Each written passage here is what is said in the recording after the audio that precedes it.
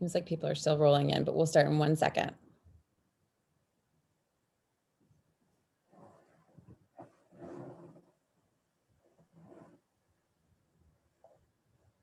Okay.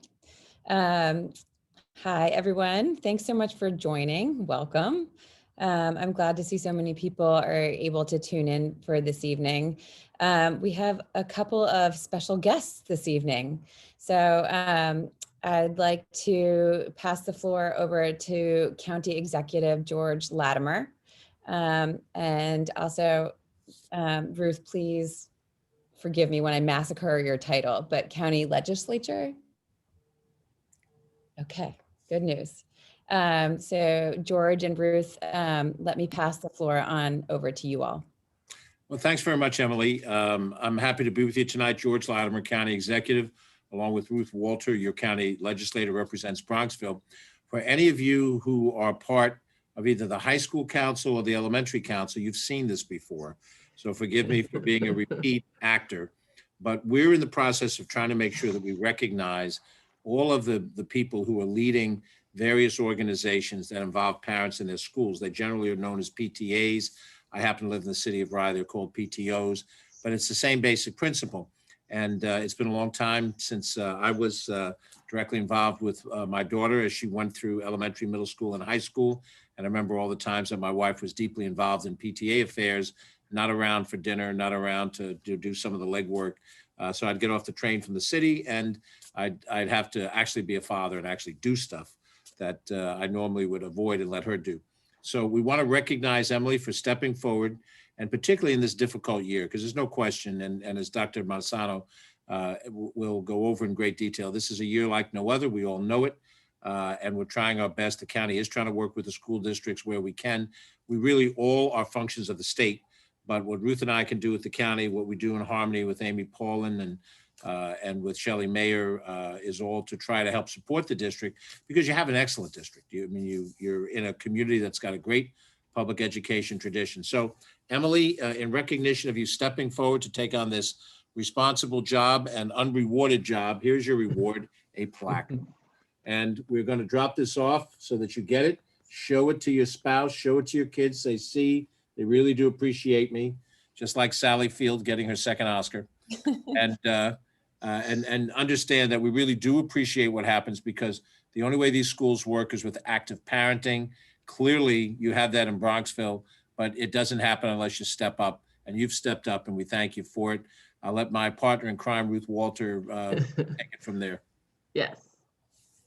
Thank you, George. And I'm just going to echo Emily. We at the county legislature also have a certificate to say thank you. It's a certificate of appreciation and signed by myself and the board chair, Ben Boykin. And we know how difficult this year has been. And I personally am so impressed with this community and how well you guys have coped with COVID, and how you're careful with each other and you're careful with the staff at the school. Teachers, it's beyond impressive, but I know the strain. My kids are older. I have a junior in college, and I have one who's 24. And we've been through middle school before, but we've never been through middle school like you've been going through middle school. So I just ask you to hang tight. The numbers of COVID across the county are ticking up. Be careful. We're trying to Zoom Thanksgiving, please, or just have it with your immediate families. That's what we're gonna do. It's not what we would like to have. It's not ideal, but we will keep each other safe. And I just wanted to thank you again, Emily, all of the people who are here tonight who care about their school, care about their students, and of course, Dr. Monsanto and the other great staff that are on here tonight. Thanks again. Have a good night, everybody. Super gracious. Thank you. Thank you, George, for everything you do for us. Appreciate it very much. Thanks. We'll talk soon, Roy. And as I did watch the elementary school and the high school council meeting, so I had a feeling that this is coming. It's your turn. I echo the sentiment of my co-chairs in the other schools. This is totally not my thing. This is all the volunteers that have stepped up, and have been a key part of the school year experience this year, and especially to the teachers, administrators. During the height of the pandemic, you saw signs up outside of hospitals and police departments saying heroes work here. And I actually think those signs need to go up on the school right now, because you are taking care of our children in such a way that we are so thankful for. So thank you, everybody. It takes a village, and we live in a good one. So thank you. Okay, with that, I'm going to hand it off to Roy to give us the latest. Thank you. Great. Thank you, Emily. And just another quick thank you to George and Ruth. I can tell you that I'm on county calls every Monday, and George is right there with his team and is doing everything they possibly can to help all of us. And I know, sometimes our job looks difficult, and I can't imagine what he has to go through managing all the towns in the county as well. So we very, very much appreciate the information he's been sharing, speaking on our behalf, going to bat for Westchester and Bronxville as well, and being a big part of that. So I don't know if George's on enough, but still, we just want to thank George and Ruth for all that they do for us. It's very much appreciated. So thank you. And with that, I just want to echo what Emily said. We are just so fortunate to live and work in the community of Bronxville. It has really been a wonderful partnership and terrific effort on everyone's part. And that's the only reason, quite frankly, that we've been able to open with our kids in person, one of the few districts around that's able to do any of that. And it's everybody's success story, not just the schools. It's really community, the parents and the kids for stepping up when they needed to do what they have to do to keep us all safe. And hopefully that will continue. The first quarter is just ending. And, if you would have said to me that we would not be out one day for the entire quarter, minus the first day of school, of course, because of due to COVID or whatever, I would have not believed you. So I think it's really a tribute to everyone who works so hard after school and in our community. So thank you. So I thought I'd address a couple of things tonight. We all saw that New York City schools are closing, going to remote, and I'm sure that put a little scare into some of us again, saying, oh boy, here we go again. But as I said in my letter, the state has started a strategy of microclusters. And while we are not in a yellow zone yet, I just wanted to make sure everyone knew what the various microclusters were and what the requirements were should we ever be placed or designated in a yellow zone.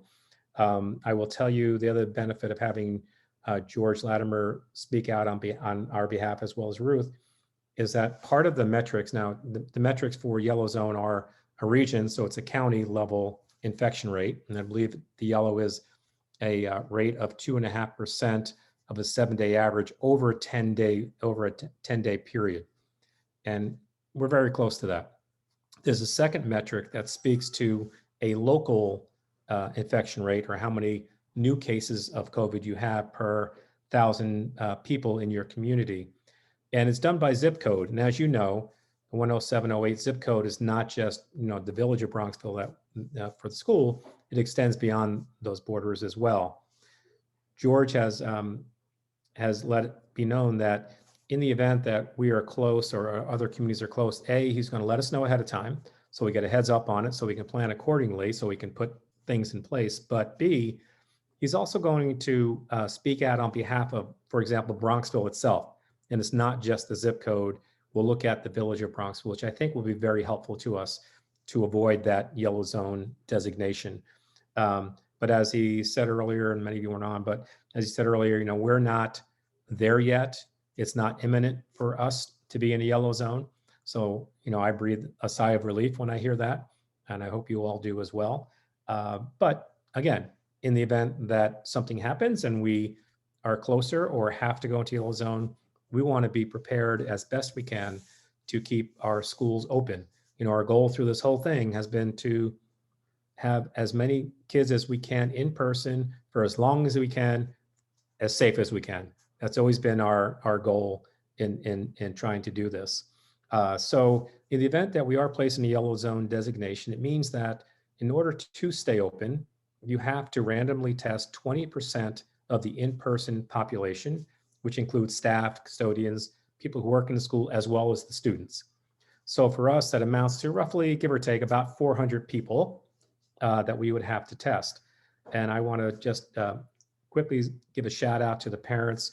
I can share with you that I've received a number of emails of support. Like, what can we do to help? What can we do to make sure we stay open?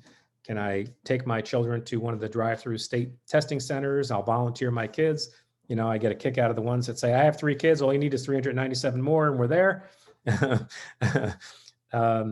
We also have a lab that I've been in contact with that will provide a self-administered spit test if we do need it.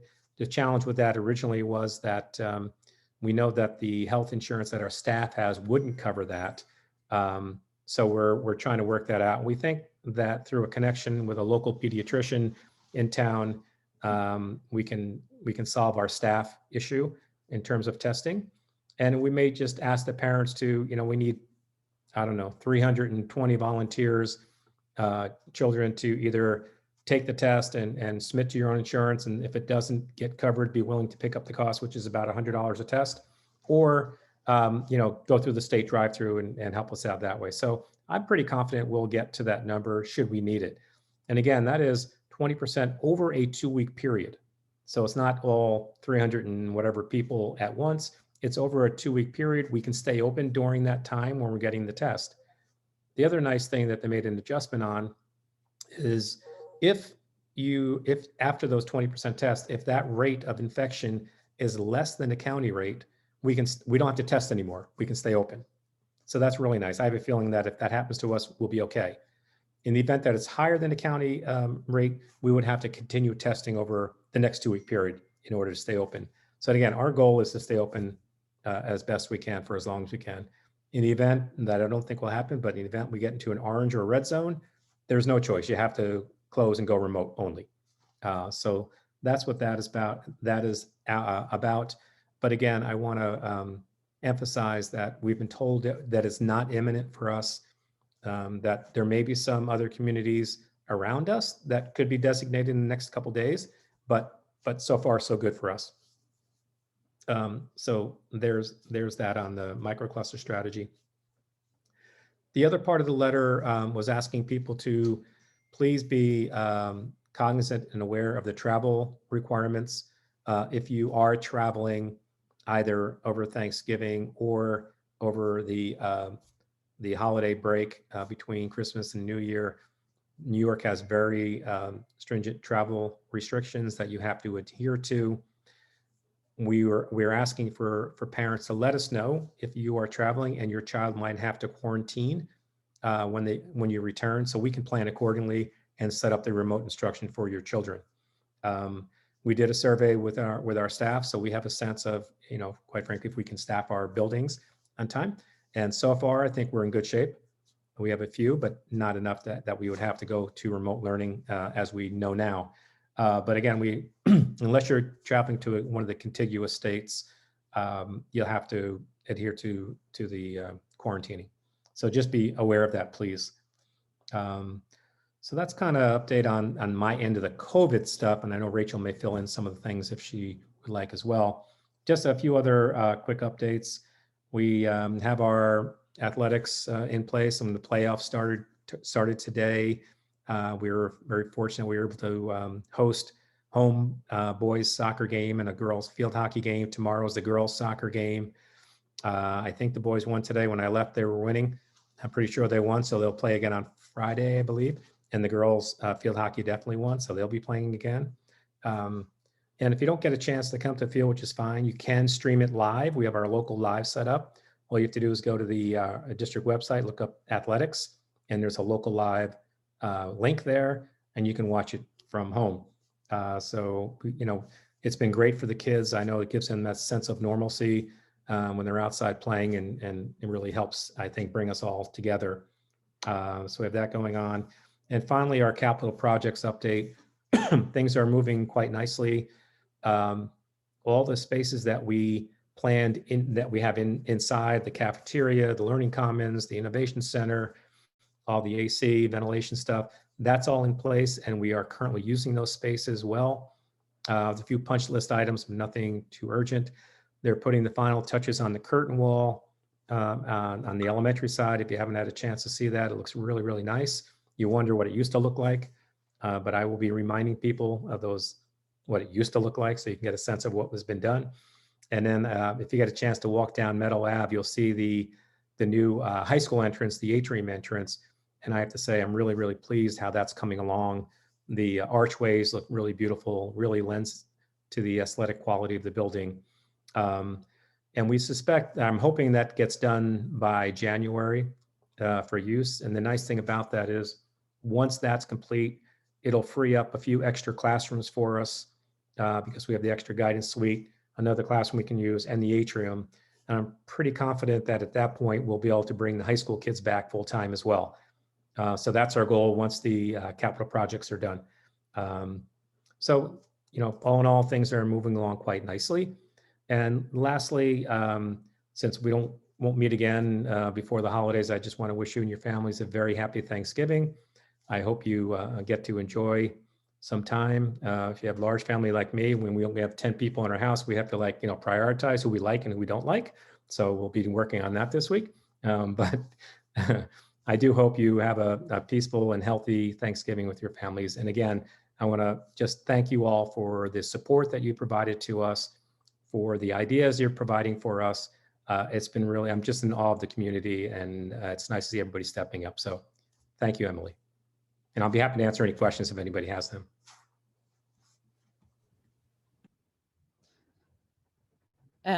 Thank you, Roy. And if anyone has questions, please do type them into the chat. I know a lot of you guys were on the elementary school Zoom last night, and Roy did answer a ton of questions then as well. In the meantime, is Dr. Levitt on? She is. Okay. Hi. I think you. Okay. Yeah. Okay, you are unmuted. Yes. So Dr. Levitt is our district doctor, and I've asked her just to come and speak to us about what she's seeing going on in the health office, and what any questions that we may have for her. How I'd asked her to answer questions from parents as well. So I will hand the floor over to you. Thank you. I have a few things to share with you. I got some New York State statistics today, and we have had, not in the school, but in our district, not in the school, in our whole population, 118 cases of COVID in Bronxville. And we right now, currently, we have 15 active cases, and that includes 5 new cases. This is not what you would call an overwhelmingly large number. And thankfully, we're in a very good position. Now, the school has been very successful. And if you ever want to check the school to see how it's doing, you can always look. It's a public website. It says the report card, and it will tell you how many cases there are currently in the school. So if you need reassurance, you can always look at that. And I'm happy to tell you to go over there, because based on the tremendous cooperation that we've had from the parents, we have not been overwhelmed with positive cases. They're actually very rare for us. And this is because the parents are careful not to take part in activities that are high risk, and also to report to us whenever there's illness, so that we can be sure that it isn't spread in our location. So that's really something very positive for us. Now, one of the issues that parents have asked me about is the value of testing. So I would like to explain that there are 2 real values for testing. One of them is what we were just listening to, which is public health. So the purpose of testing is to see, you have a large population, you do a tremendous amount of tests, and you can tell how many people in that population are infected with this virus. That's very important for making large-scale decisions. And that is what the state wants us to do. That's how they want to observe us. They've gone to a testing system, and hopefully we'll be able to provide the tests that we need so that we can stay open. Now, on the other hand, you are parents, and that's a different situation. You have little folks in your family, and you want to know how they are. And in those cases, the testing is really not as valuable as clinical judgment. So what I mean by that is, if a child is sick, it's better for the child to see a doctor or a healthcare or their usual healthcare provider than to just go in and to obtain a test. Now, in Westchester County, there are very strict rules about which tests are acceptable for the school to use in terms of quarantining children, et cetera.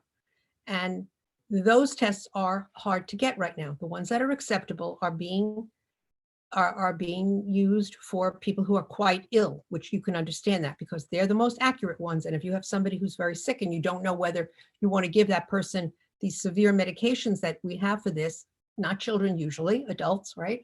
Then that's what the tests are being held for. So they're not easy for a regular well person who just goes into a line for testing to get.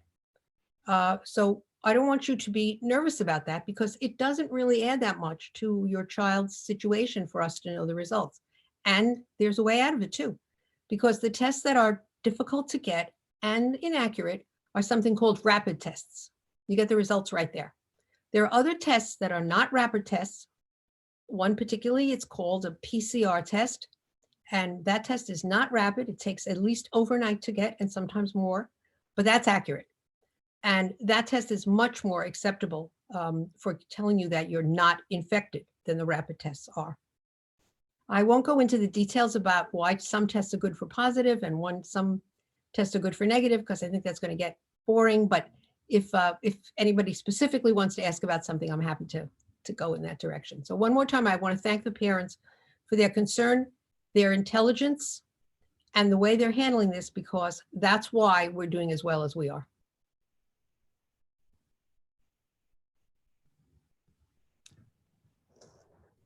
Thank you, Dr. Levitt. You're welcome. Thank you.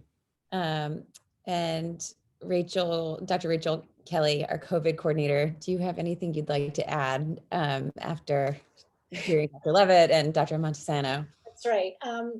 I just want to add my gratitude to the parent community and to encourage all of you to continue to communicate with us the way you have been.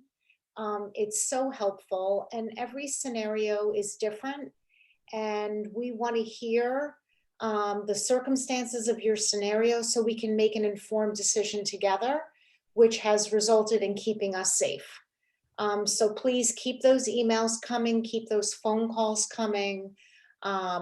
Between me and Roy, Dr. Levitt, the school nurses, every day we're discussing cases. We take privacy very seriously. So I am encouraging you to keep those questions coming. There was a scenario today where a parent thought that maybe she was exposed and was going to be going for testing. And so we encouraged her to keep her children home until such time that she knows whether she's negative or positive. So there's less potential exposure if she is positive and her children are positive. So that was, I'm thrilled that she called and that we were able to have that conversation. So again, thank you so much. You are the key variable in why we are doing as well as we are doing and why we can still be in person. So thank you. Thank you to the woman who wears many, many hats these days. Next, we have Jen Heathwood representing our PTA. Hi, all. So great to be back at a middle school council meeting. So I'm here to talk about Light Up the Night. It is our PTA event coming up on December 4th. And what happened is, because we weren't able to do our socials this fall, we kind of brainstormed some good ideas on ways that we could get together as a community while being safe and socially distant. And we came up with this idea called Light Up the Night. Hopefully some of you have seen the email. And what we're doing is we're selling luminary kits or Light Up the Night kits. And they include 10 luminaries, which are the paper bags with the little tea light candles in them, and 2 insulated tumblers. And what we're hoping will happen is that on Friday, December 4th from 5 to 8, the community will come together by putting these luminaries out on your property. And hopefully also a lot of people will have their Christmas lights on. I've already seen some out there.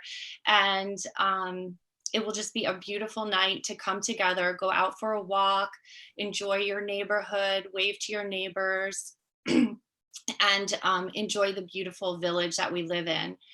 And I just needed to set a date. So you need to order by the end of day on Friday. And we've had a tremendous response already. So thank you to all that have already ordered. And then I also decided to set Saturday the 5th as the rain date. So if the weather is giving us trouble on the 4th, we'll just push back to Saturday night. So thank you so much. It's going to be beautiful. Can't wait to see it. Thanks, Jen. Wendy Fahey is here from the Bronxville School Foundation. Hi, Emily. Thank you so much. On the behalf of the foundation, I just wanted to thank everyone, the PTA and the administration and teachers, for all you've done to make sure that our kids are in school. So thank you. The Bronxville School Foundation is currently involved in 2 of their main initiatives. We recently kicked off our annual fund drive, and you should have received a report from the foundation in the mail, highlighting many of the grants awarded this past year that have enhanced the quality of education at the Bronxville School by funding programs and curriculum development, facilities projects like the new Design and Innovation Center, professional development, innovative technology, and special materials and equipment that helped with the school's reopening plan for this incredibly unique year. So thank you so much for the incredibly generous support of our community and the donors who make it possible for all of us to award these meaningful grants. And given the uncertain times we live in, it's really important that we have your continued support, and we greatly appreciate any donations that you can give us this year, because they will go to tremendous use. We also are currently doing the Katie Welling annual run walk. And normally this beloved tradition is held the Saturday after Thanksgiving. But given the COVID restrictions, Katie's Run this year will be a contactless event. And it's going to be running from the 16th of November through November 30th. So lots of time for people to get outside and be active. And we encourage everyone to sign up to participate on the Bronxville Foundation website. There's a page on there for you to click and register. And we also are trying to preserve that amazing community spirit that the run helps our community to have. And so we're asking people to upload photos of themselves, their family, and their friends to the community photo album on the event's website. It's just a really fun way for us to celebrate the community together, to honor Katie Welling, and to support the foundation. It's also a really great way for all of us to get moving around the Thanksgiving holiday, when we're going to be spending a lot of time eating. So please do go and look into that. And thank you to everyone for your continued support and your participation in Katie's Run. Thank you, Emily. Thanks, Wendy. I am going to give just a quick update from our different councils. A lot of it you have seen distributed over email in the last several days, so I won't take up too much time. Our all school read of How to Raise an Adult by Julie Lythcott-Hames was postponed from this week. The new date is December 7th, and a time will be announced. The sixth graders just completed their pumpkin competition around Halloween, and they were so super creative and cute. A video of a bunch of pictures was sent out to the sixth grade parents. And I'm so impressed with what the kids were able to think of and create despite the limited materials that they were able to use. Hopefully everyone has seen the flyer going around for the Hunger Hero Challenge on behalf of Feeding Westchester. I've seen a bunch of pictures on social media of sandwich making and lunches being packed, and it's great to see that community spirit coming together.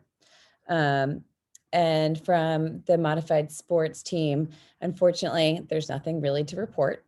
The only winter sport that is actually definitively going to run is, no pun intended, is track.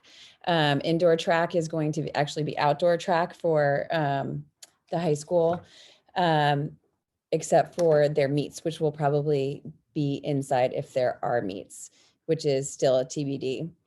In a few cases, there are some teams that take on middle school age children in the winter, like skiing, or if your child is a great runner and they think that they could potentially participate in high school level track over the winter, you should go ahead and go to the athletic department website and pre-register your kid. Nothing has been decided whether these sports are going to go or not, but at least pre-register them so that they're on the coach's radar screen. And if some sort of conditioning program happens, or if we're lucky enough to be able to figure out a way for those sports to happen, you'll at least be notified of that. One more thing that is from the Be Well committee. In February, they are welcoming Dr. Alec Miller, who will be coming to speak about some of the social emotional learning techniques that are going to be pushed into our curriculum going forward. So keep your eyes out for emails coming on that. And I think that's it from my perspective. I'm going to hand it over to Tom.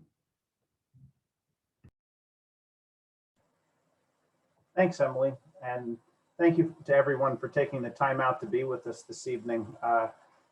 Very well-deserved accolade for Emily and her counterparts, and I just can't say enough about what a pleasure it is to work with you.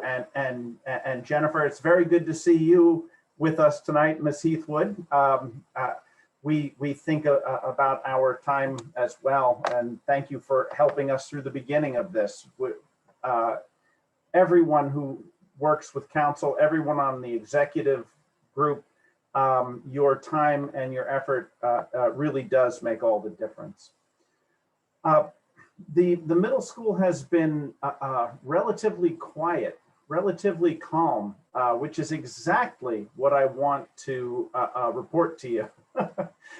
There is nothing of particular concern, with the exception of a sudden spike in the number of internet and social media based problems that sixth graders are having. I'll take it. We can handle that. But we are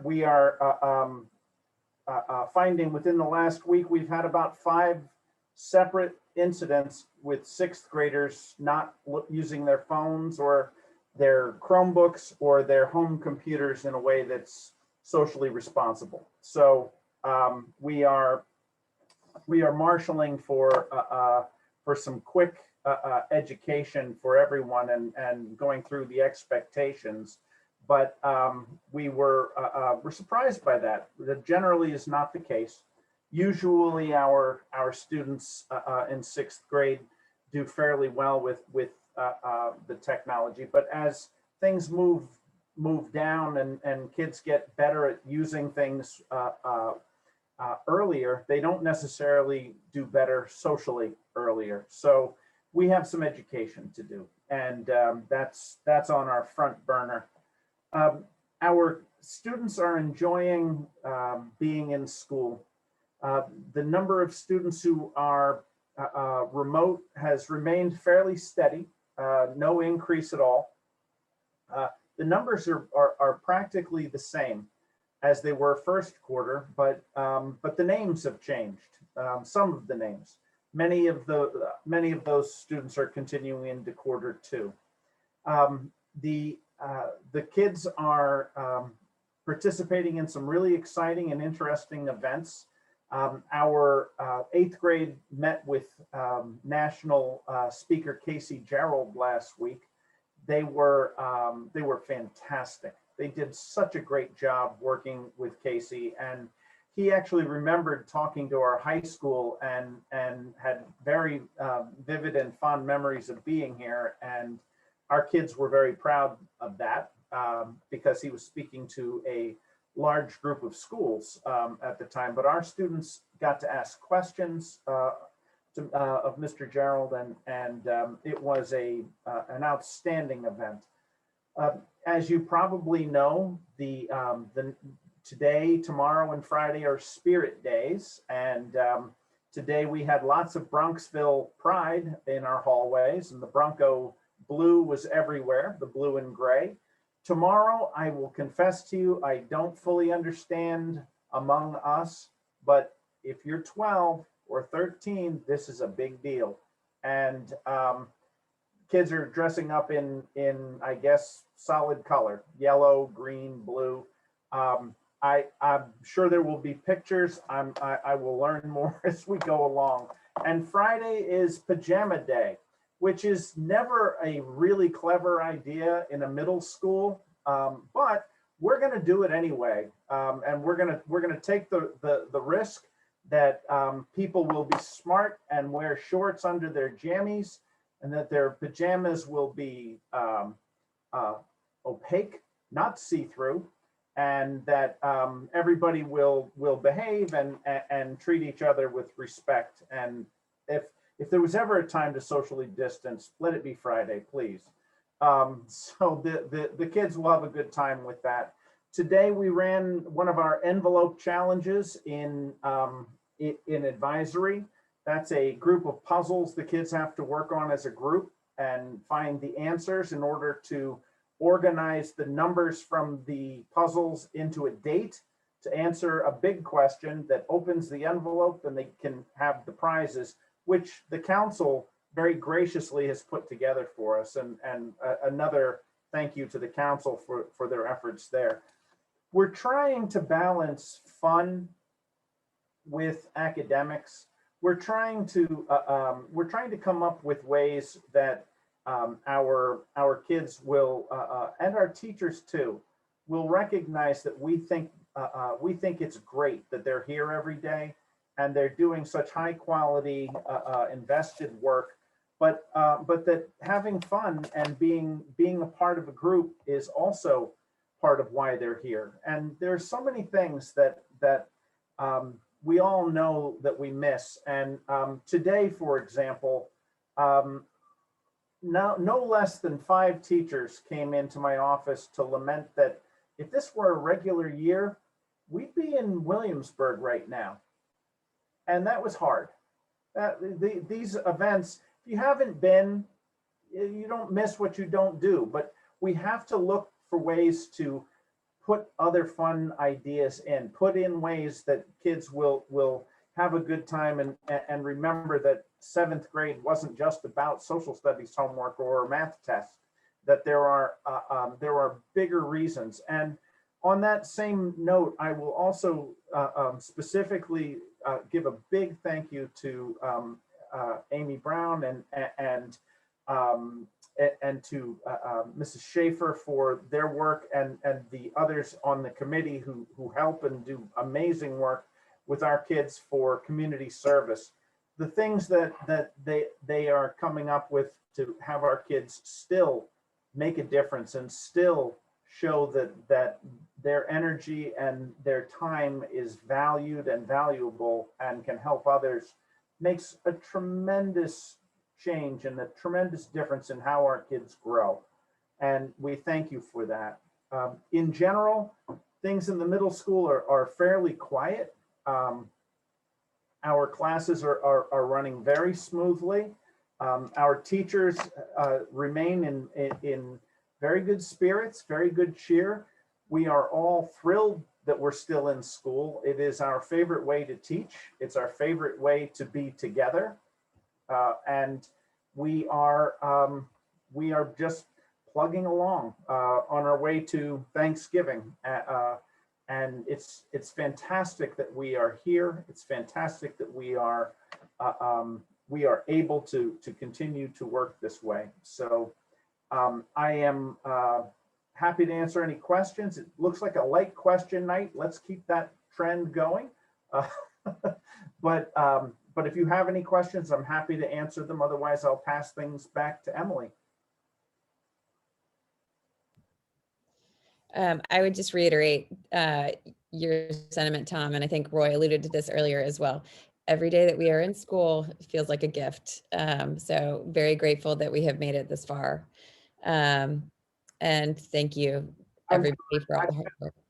You know, I shouldn't even say this because I'm preaching to the choir, almost literally here, but two things that we really need your help with. We really need kids to have those Chromebooks charged at home at night.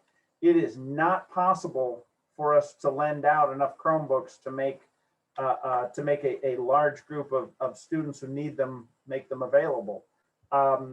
Also, please check the backpacks. They should not be carrying much of anything now. We really pared that down and we've been adhering to that. So if you could help at home with that.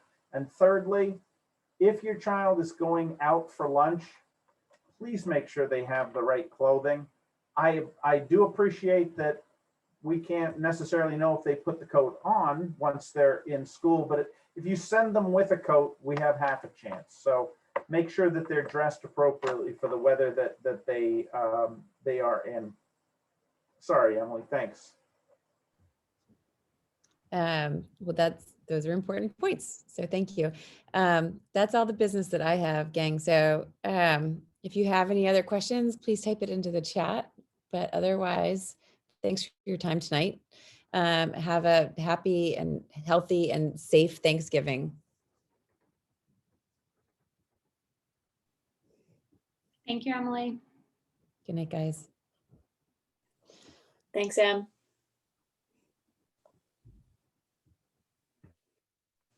Thank you.